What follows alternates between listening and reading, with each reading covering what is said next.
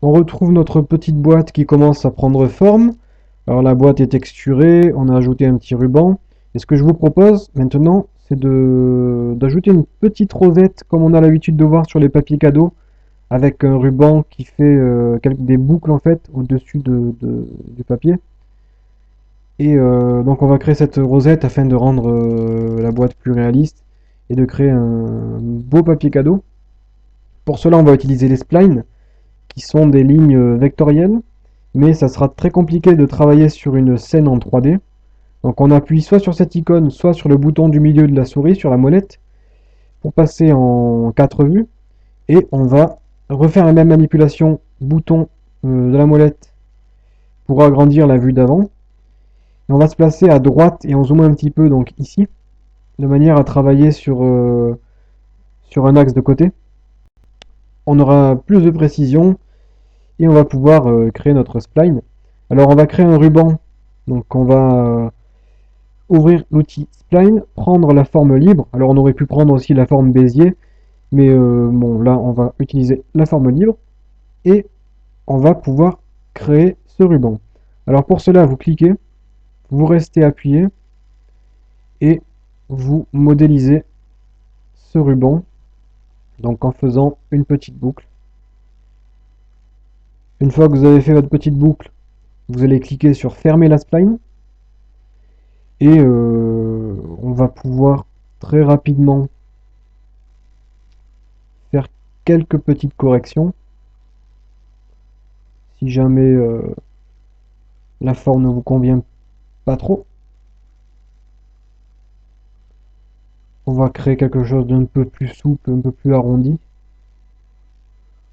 Alors pas besoin de faire un travail parfait, hein. Alors là, c'est juste ce petit, le dernier petit point qui m'embête un peu. Voilà, donc là, c'est arrangé. Donc voilà, là, on a notre spline. Alors,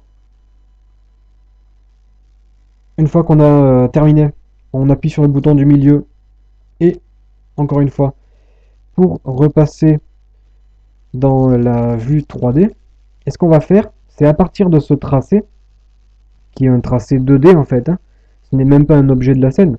Donc à partir de ce tracé, on va créer un objet 3D et on va créer un ruban. Et notre ruban prendra la forme de cette spline. Donc ça veut dire qu'on va extruder, c'est-à-dire agrandir, donc étirer cette forme pour la rendre tridimensionnelle. Et pour cela, on aura besoin d'un modèle qui va nous permettre d'extruder. Donc on va créer encore une spline rectangulaire puisque le ruban est rectangulaire. Ce qu'on va faire, c'est qu'on va diminuer la taille de cette spline pour lui donner la taille du ruban. Et c'est à partir de ce modèle que nous allons pouvoir créer le ruban. Donc là, on le rétrécit. Et on va utiliser un outil que nous n'avons pas encore vu, c'est l'extrusion contrôlée NURBS. Alors c'est un outil qui nous permet de créer une forme 3D à partir d'une spline et d'un modèle. Donc on prend l'outil extrusion contrôlée NURBS ici. Ici nous avons notre outil. Alors il a besoin d'être alimenté. On lui donne la forme et on lui donne la spline. Alors là, ce n'est pas bon, ce n'est pas ce qu'on veut faire. Ce qu'on fait, c'est qu'on va modifier l'ordre et faire passer la spline en dessous du rectangle. Et là, c'est bien ce que nous voulons pour créer le ruban. Sauf que ce n'est pas du tout la forme du ruban. On va modifier les options dans l'extrusion NURBS. Et ce qu'on fait, c'est qu'on va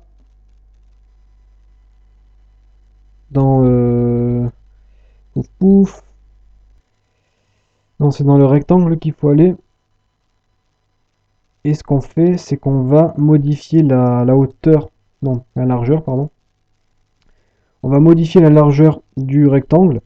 On va le rendre tout petit, en fait, hein, 0,1 par exemple. De manière à le rendre très plat, donc il aura la forme du ruban. Et on va diminuer légèrement sa hauteur Donc là, on a notre ruban qui nous convient. Une fois qu'on est satisfait, on va pouvoir déplacer ce ruban, donc cette boucle que je renomme tout de suite pour m'organiser. On la déplace au-dessus de notre cube. Alors là, on peut regarder si ça nous convient. Donc, elle est très légèrement fine. Donc, on l'augmente un petit peu. Voilà. On va effectuer une rotation de 45 degrés de notre boucle, comme ceci, puisqu'on veut créer une genre de petite étoile en forme de croix au-dessus de la boîte. Et il faut placer la boucle ici. Alors on peut déjà l'augmenter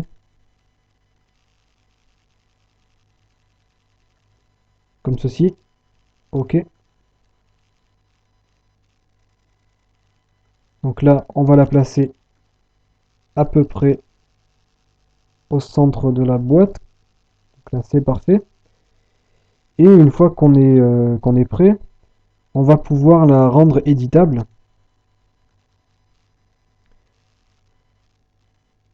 Ouais, donc là, le petit souci, c'est qu'on a un peu trop de points. Donc je vais revenir en arrière. Et en fait, dans la spline, on a une option angle. Et en fait, il me semble que cette fonction crée un point tous les 5 degrés de notre forme. Et ça va nous faire pas mal de points comme on l'a vu. Et là, ça sera très très compliqué de travailler avec tous ces points, ça prendrait beaucoup de temps. Donc nous, ce qu'on va faire, c'est qu'on va augmenter cette valeur. Donc ça va nous créer beaucoup moins de points que tout à l'heure. Et je vous propose qu'on se mette à 60 degrés. Voilà. Donc là, vous avez vu, je viens de rendre l'objet éditable. Et on a carrément beaucoup moins de points que tout à l'heure. Et là, c'est abordable, on va pouvoir travailler sur ce modèle. On va pouvoir peut-être le faire pivoter un peu si il veut bien. Ok. Et le soulever un petit peu. Et ce qu'on va faire, c'est qu'on va essayer d'aplatir la boucle. Voilà. Donc là, on va travailler en point par point. Alors, pour modifier la... Ah, on va encore un peu... Je vais rétablir légèrement la rotation. Voilà.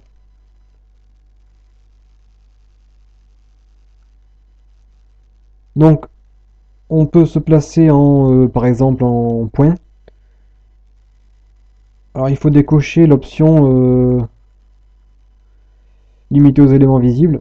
Ce qu'on fait, c'est qu'on sélectionne les points. On peut légèrement les modifier, les déplacer afin que notre boucle soit un peu plus plate, par exemple. Après, vous modélisez votre objet à l'objet à votre goût, en fait. Pas besoin de suivre exactement ce que je fais. Mais là, la raison pour laquelle je fais ça, c'est juste pour être un peu mieux organisé, vu qu'on va avoir plusieurs boucles qui vont se superposer. Ce serait bien d'avoir un espace de travail dégagé et de ne pas avoir de boucles trop épaisses. Donc là, ça va à peu près.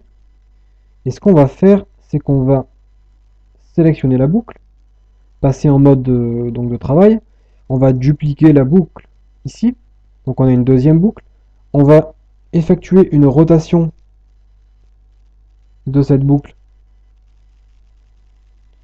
de 180 degrés. Là, ça va être un peu compliqué. Voilà, donc 180 degrés. Tout simplement parce que ça va carrément retourner la boucle. Et ça nous permettra de ne pas avoir exactement la même ici. Ok. Et ce qu'on va faire, c'est qu'on va la, la positionner au-dessus de l'autre boucle.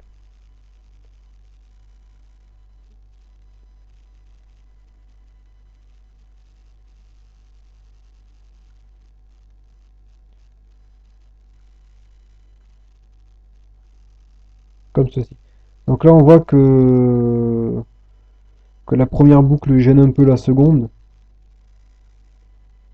Donc tout simplement, on repasse en mode édition de points, et on peut légèrement aplatir notre boucle.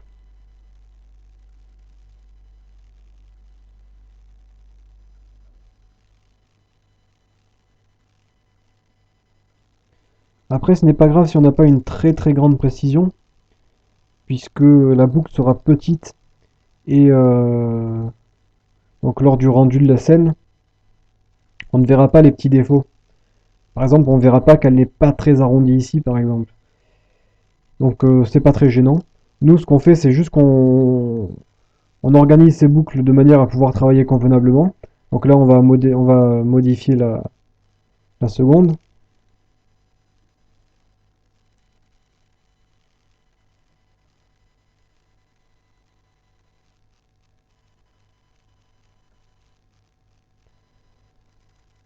En mode point, on va légèrement arrondir le sommet. Donc là, le petit problème, c'est que pas tous les points sont sélectionnés. Donc on va refaire une sélection.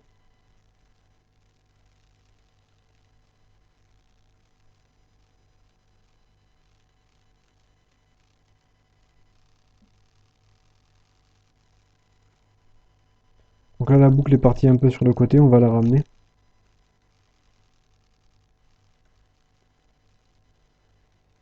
Et ce point n'est pas à sa place. Donc on va le ramener aussi. Alors vous voyez, tout à l'heure, on avait beaucoup de points. Et déjà que là, c'est assez... ça prend pas mal de temps à modifier, à modéliser.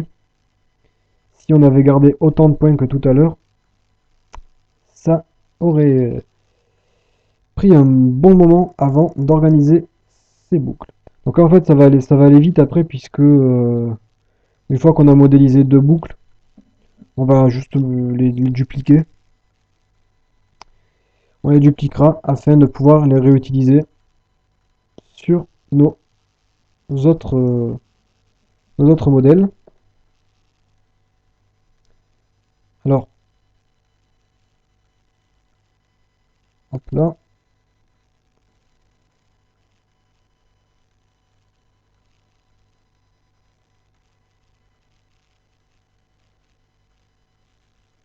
Voilà.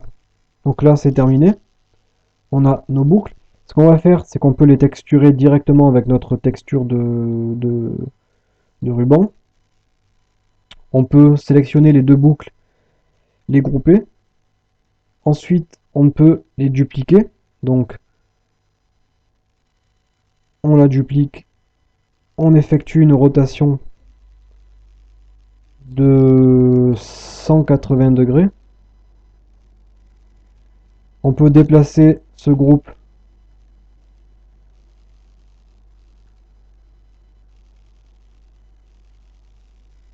comme ceci. Alors, ce qu'on va faire pour que ce soit un peu plus réaliste, parce que là, notre modélisation est assez symétrique. Ce qu'on va faire, c'est qu'on va effectuer une toute petite rotation vers la droite de cette boucle, de manière à ce qu'elle soit légèrement décalée.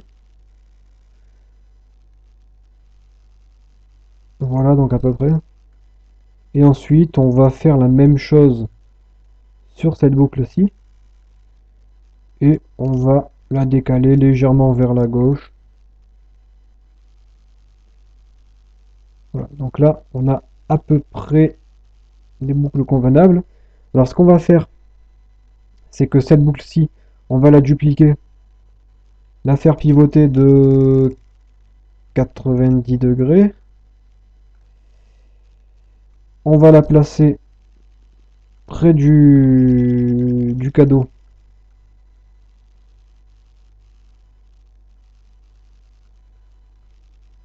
Comme ceci.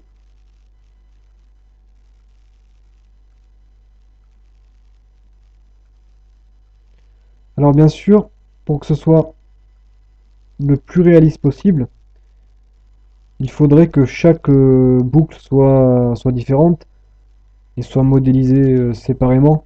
Donc on peut travailler point par point pour juste pour modifier les boucles et apporter de légères modifications. Mais là, pour cette formation, on va faire les choses simplement, sans trop se compliquer le travail, puisque là, ça sera déjà pas mal. Et on peut, encore une fois, dupliquer cette dernière boucle, effectuer une rotation de 180 degrés. Donc là, on est à 110, encore 70. Ah, on va ramener la boucle près du cadeau.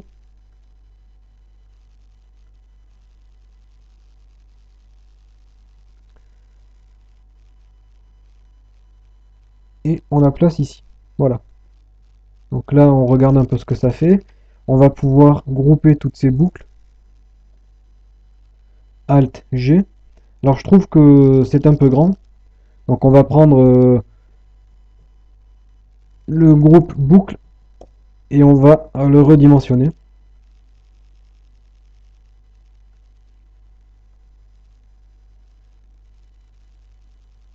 Et on peut le centrer un tout petit peu. Voilà. Donc on fait un rendu de contrôle rapide. Et là, on a des boucles un peu trop aluminium, donc on va corriger ça. Donc je vous propose qu'on se retrouve dans la prochaine vidéo, puisque là ça commence à être long. On améliorera la qualité des boucles, on améliorera la texture, et puis on continuera à modéliser notre décor.